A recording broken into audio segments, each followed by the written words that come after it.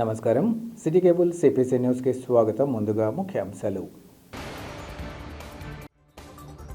ముఖ్యమంత్రి మంత్రుల ప్రమాణ స్వీకార కార్యక్రమం ఎల్ఈడి స్క్రీన్పై ప్రత్యక్ష ప్రసారం వీక్షించి ఆనందం వ్యక్తం చేసిన కూటమి నేతలు, కార్యకర్తలు.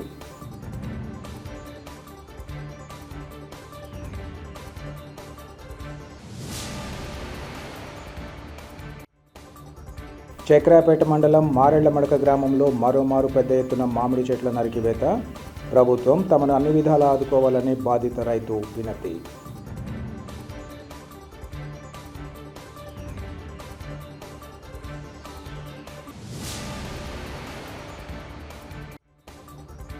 కూటమి ప్రభుత్వంలో రాయచోటి ఎమ్మెల్యే మండిపల్లి రాంప్రసాద్ రెడ్డికి మంత్రి పదవిపై టీడీపీ శ్రేణుల్లో నూతనోత్సాహం. జిల్లాల్లోని ఇతర ఎమ్మెల్యేలకు పదవి దక్కకపోవడంపై ఒకంత నిరుత్సాహం.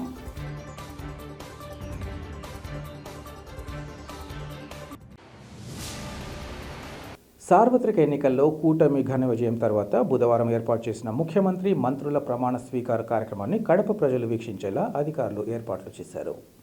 నగరంలోని నూర్జహాన్ కళ్యాణ మండపంలో ప్రత్యేక ఎల్ఈడి స్క్రీన్ ఏర్పాటు చేసి విజయవాడ సమీపంలోని గన్నవరం ఎయిర్పోర్టు సమీపంలోని కేసరపల్లి ఐటీ పార్క్ నుంచి ప్రత్యక్ష ప్రసారాన్ని వీక్షించేలా చర్యలు చేపట్టారు. కూటమి ప్రభుత్వ ప్రమాణ స్వీకార కార్యక్రమానికి పోలేని వారు ఇక్కడి నుంచి విచ్చేసి కార్యక్రమాన్ని వీక్షించారు. ముఖ్యమంత్రిగా చంద్రబాబుతో పాటు ఉమ్మడి వైఎస్ఆర్ జిల్లా రాయచోటి ఎమ్మెల్యే మండిపల్లి రాంప్రసాద్ రెడ్డి ప్రమాణ స్వీకారం చేస్తున్న తరుణంలో పలువురు టీడీపీ నేతలు తమ హర్షం వ్యక్తం చేశారు. సుమారు గంటకు పైగా సాగిన కార్యక్రమంలో పాల్గొన్న కూటమి నేతలు అనంతరం టపాసులు కాల్చి తమ సంతోషాన్ని వ్యక్తం చేశారు. ఈ సందర్భంగా వారు మాట్లాడుతూ చంద్రబాబుతో పాటు ఆయన మంత్రివర్గం హయాంలో రానున్న కాలంలో ప్రజా సంక్షేమ పాలన కొనసాగగలదని ఆశాభావాన్ని వ్యక్తం చేశారు. రాష్ట్రం అన్ని విధాలా అభివృద్ధి చెందగలదని ఈ సందర్భంగా తెలిపారు. ఈ కార్యక్రమంలో జిల్లాకు చెందిన టీడీపీ, జనసేన, బీజేపీ నాయకులు ఇంకా పలువురు కార్యకర్తలు పాల్గొన్నారు. ప్రజలకు నాణ్యమైన, రుచికరమైన ఆహార పదార్థాలు అందించడమే లక్ష్యంగా ఆహార్ భవన్ను ఏర్పాటు చేయడం జరిగిందని నిర్వాహకులు ఐస్ క్రీం రవి, కార్పొరేటర్ తుంగా విజయలక్ష్మిలు తెలిపారు. కడప నగరం నాగరాజ్పేట ప్రాంతంలో ఆహార్ భవన్ పేరిట టిఫిన్ కర్రీస్ పాయింట్ను ప్రారంభించారు. ఈ సందర్భంగా వారు మాట్లాడుతూ ఇప్పటికే హోటల్ రంగంలో ఉన్న తాము ప్రజలకు మరింత రుచికరమైన ఆహారాన్ని అందించాలని భావిస్తూ ఆహార్ భవన్ను ప్రారంభించామన్నారు. వంటల తయారీలో నైపుణ్యం కలిగిన వారి చేత శాకాహార వంటలను ప్రజల కోసం అందుబాటులో ఉంచడం జరుగుతోందన్నారు. లాభాపేక్షను ఆశించకుండా ప్రజలకు రుచికరమైన, శుభ్రతతో కూడిన వంటకాలను అందిస్తున్నట్లు చెప్పారు. ప్రజలు తమ వంటకాలను సద్వినియోగం చేసుకోవాలని ఈ సందర్భంగా కోరారు. అనంతరం పలువురు అతిథులు ఆహార్ భవన్ నిర్వాహకులను ఆశీర్వదిస్తూ వీరి వ్యాపారం దినదినాభివృద్ధి చెందాలని ఆకాంక్షించారు. ఈ కార్యక్రమంలో పలువురు వైసీపీ నేతలు, కార్పొరేటర్లు, నగర ప్రముఖులు పాల్గొన్నారు.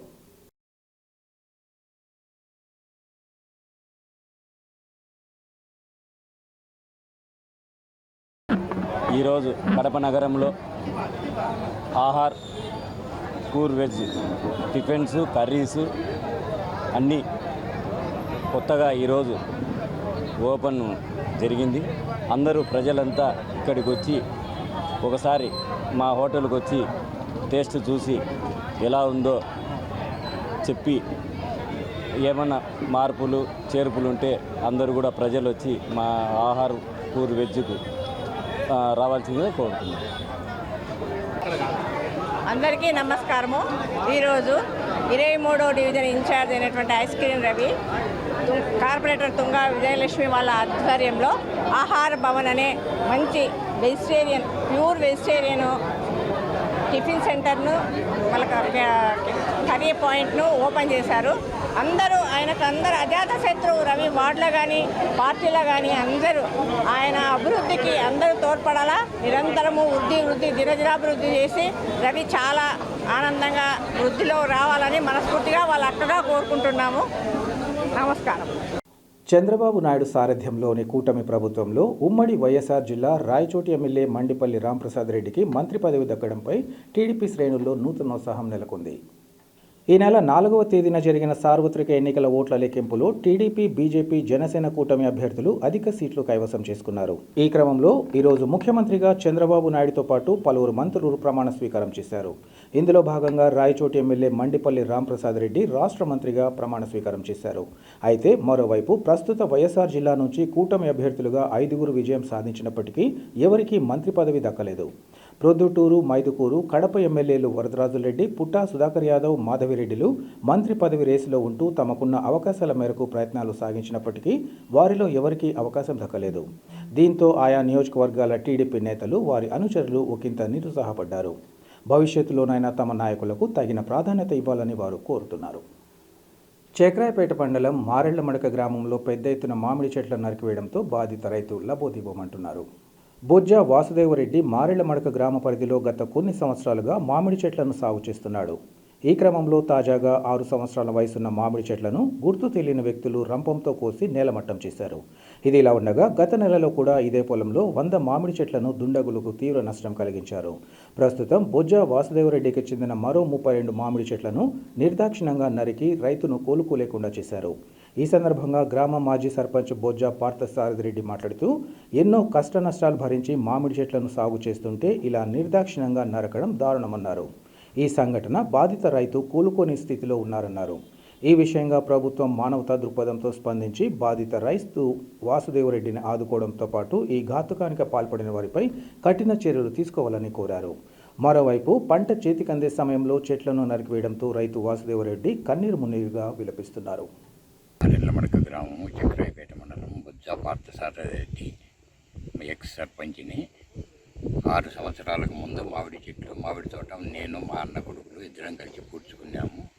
15 రోజులకు ముందు మా అన్న కొడుకులు నాయి కలిపి 105 చెట్లు నరికినారు.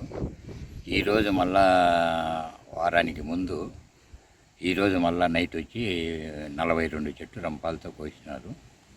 మా కుటుంబం 10 మందికి సాయం చేసిందే కానీ ఎవరితో చేతులు తలగండి గొడవలు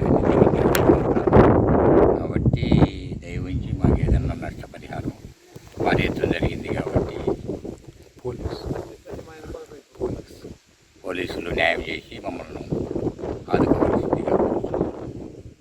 మాజీ మంత్రి డిఎల్ రవీంద్రారెడ్డి తిరుమల శ్రీ వెంకటేశ్వర స్వామిని దర్శించుకున్నారు.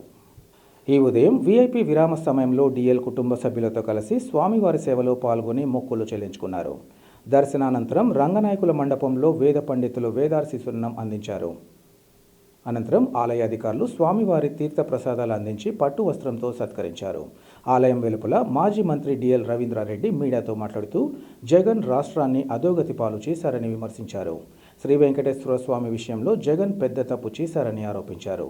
చెవిరెడ్డి సహాయంతో ఇంటి వద్దే శ్రీవారి ఆలయాన్ని రీక్రియేట్ చేయడం హేయమైన చర్యగా అభివర్ణించారు. తిరుమలకు జంటగా రావాలే కానీ ఇలా చేయడం చాలా పాపమన్నారు. ఆ పాపానికి తగ్గట్టుగానే జగన్కు ప్రతిపక్ష హోదా కూడా దేవుడు కల్పించలేదన్నారు. మళ్లీ రాష్ట్రం చంద్రబాబు పాలనలో అభివృద్ధి పదంలో ముందుకు వెళ్తున్న ధీమాను వ్యక్తం చేశారు. ఆంధ్రప్రదేశ్ రాష్ట్రాన్ని అధోగతి పాలు చేసినాడు. అది కాకుండా ఆయన వెంకటేశ్వర స్వామికి సంబంధించి చాలా పెద్ద తప్పు చేశాడు. తను కానీ తన భార్య కానీ వెంకటేశ్వర స్వామి దగ్గర దర్శనానికి రాకుండా ఒక చెవిరెడ్డి భాస్కర్ రెడ్డి సాయంతో రీక్రియేట్ చేశారు. ఎక్కడ తాడేపల్లిలో. అది పెద్ద పాపము. దానికి పనిష్మెంట్గా కనీసం ప్రతిపక్ష హోదా కూడా ఇవ్వలేదు భగవంతుడు. ఏది ఏమైనా చంద్రబాబు నాయుడు గారి నాయకత్వంలో రాష్ట్రం మళ్ళీ ముందుకు పోతుందని ఆశిస్తున్నాం. రాష్ట్రంలో అన్ని విధాలా వెనుకబడిన కడప జిల్లా పట్ల టీడీపీ అధినేత చంద్రబాబు కక్షపూరితంగా వ్యవహరించడాన్ని తాము తీవ్రంగా ఖండిస్తున్నామని APCC media cell chairman Reddy Tulasireddy తెలిపారు. జిల్లాలోని వేంపల్లె పట్టణంలో గల తన కార్యాలయంలో ఏర్పాటు చేసిన విలేకరుల సమావేశంలో ఆయన మాట్లాడారు. ఈ ఎన్నికల్లో జిల్లాలో 5 స్థానాల్లో కూటమి అభ్యర్థులు గెలుచుకోగా కనీసం ఒక్క మంత్రి పదవి కేటాయించకపోవడం దారుణమన్నారు. మన పొరుగున ఉన్న అనంతపురం, కర్నూలు జిల్లాలకు 2-3 మంత్రి పదవులు దక్కగా కూటమి అభ్యర్థులకు అండగా నిలబడిన జిల్లా పట్ల వివక్ష ప్రదర్శించడం సరికాదన్నారు. ఈ చర్య జిల్లాకు తీవ్ర అవమానకరమన్నారు. గత వైసీపీ ప్రభుత్వంలో కడప జిల్లాకు ముఖ్యమంత్రి, ఉప ముఖ్యమంత్రి పదవులు ఉండగా చంద్రబాబు ప్రభుత్వంలో ఒక్క మంత్రి పదవి కూడా దక్కకపోవడం దురదృష్టకరమన్నారు. ఈ సంఘటనను కూటమి ప్రజాప్రతినిధులు తీవ్రంగా వ్యతిరేకిస్తూ తమ నిరసనలు తెలియజేయాలని ఆయన కోరారు. ముఖ్యమంత్రి చంద్రబాబు నాయుడు గారు కడప జిల్లా మీద కక్ష కట్టడం చాలా దురదృష్టకరం, చాలా శోచనీయం. ఒక విధంగా కడప జిల్లాకు అవమానకరం. ఒక ముఖ్యమంత్రి, ఒక ఉప ముఖ్యమంత్రి, 23 మంది మంత్రులు, మొత్తం 25 మంది క్యాబినెట్లో ఉంటే అటువంటి క్యాబినెట్లో కడప జిల్లా నుంచి ఒక్కరికి కూడా ప్రాతినిధ్యం లేకపోవడం అనేది చాలా బాధాకరం. కడప జిల్లాలో 7 అసెంబ్లీ స్థానాలుంటే 2 వైకాపా గెలిచింది, 1 బీజేపీ, 4 టీడీపీ. కాబట్టి టీడీపీకి చెందిన 4, మిత్రపక్షాన్ని బీజేపీకి చెందిన 1, మొత్తం 5 ఉన్నాయి. ఈ 5 నియోజకవర్గాలకు సంబంధించిన ఎమ్మెల్యేలకు మంత్రివర్గంలో స్థానం ఉండేదానికి ఎవరెవరి మెరిట్స్ వాళ్ళకు ఉన్నాయి. 6 సార్లు ఎమ్మెల్యేగా గెలిచినటువంటి సీనియర్ రాజకీయ నాయకుడు పొద్దుటూరు ఎమ్మెల్యే వరదరాజరెడ్డి ఉన్నారు. బీసీకి చెందినటువంటి మైదుకూరు ఎమ్మెల్యే పుట్టా సుధాకర్ యాదవ్ ఉన్నారు. మహిళలకు సంబంధించి కడప అసెంబ్లీ నుంచి గెలిచినటువంటి మాధవిరెడ్డి ఉంది. యువతకు సంబంధించి కమలాపురం అసెంబ్లీ నియోజకవర్గం నుండి జగన్మోహన్ రెడ్డి మేనమామ రవీంద్రనాథ్ రెడ్డి మీద గెలిచినటువంటి కృష్ణ చైతన్య రెడ్డి ఉన్నాడు. ఇక బీజేపీకి సంబంధించి జమ్మలమడుగు నుండి సీనియర్ రాజకీయ నాయకుడు ఆదినారాయణ రెడ్డి ఉన్నారు. కాబట్టి వీళ్ళందరూ కూడా ఎవరెవరి కెపాసిటీలో ఎవరెవరి మెరిట్స్లో వాళ్ళు మంత్రి పదవికి అర్హులు. కానీ ఒక్కరికి ఇవ్వలేదు. గతంలో జగన్మోహన్ రెడ్డి ప్రభుత్వంలో కడప జిల్లా నుండి ఒక ముఖ్యమంత్రి, ఒక ఉప ముఖ్యమంత్రి ప్రాతినిధ్యం ఉండేది. అటువంటి జిల్లాకు ఈసారి కనీసం క్యాబినెట్లో ప్రాతినిధ్యమే లేకపోవడం అనేది ఇది చాలా దురదృష్టకరం, కడప జిల్లాకి అవమానకరం. దాదాపు రాష్ట్రంలో అన్ని జిల్లాలకు ప్రాతినిధ్యం ఉంది. నాకు తెలిసి కడప జిల్లాకు బహుశా తిరుపతి గుడక లేనట్టుంది, మిగతా అన్ని జిల్లాలకు ఉన్నట్టుంది. కాబట్టి ఇది కడప జిల్లాకు చెందినటువంటి టీడీపీ బీజేపీ వాళ్ళకే కాదు, కడప జిల్లాకే ఇది అవమానకరం. వార్తలు ముగించే ముందు ముఖ్యాంశాలు మరోసారి. ముఖ్యమంత్రి మంత్రుల ప్రమాణ స్వీకార కార్యక్రమం ఎల్ఈడి స్క్రీన్పై ప్రత్యక్ష ప్రసారం వీక్షించి ఆనందం వ్యక్తం చేసిన కూటమి నేతలు, కార్యకర్తలు.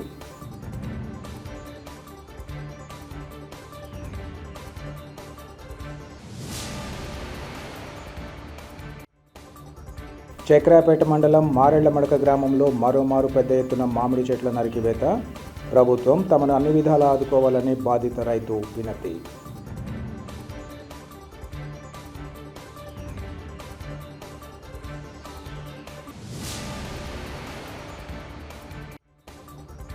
కూటమి ప్రభుత్వంలో రాయచోటి ఎమ్మెల్యే మండిపల్లి రాంప్రసాద్ రెడ్డికి మంత్రి పదవిపై టీడీపీ శ్రేణుల్లో నూతనోత్సాహం.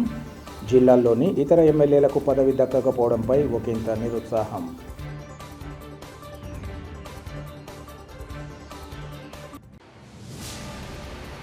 సిటీ కేబుల్ సిపిసి న్యూస్ ఇంతటితో సమాప్తం. నమస్కారం.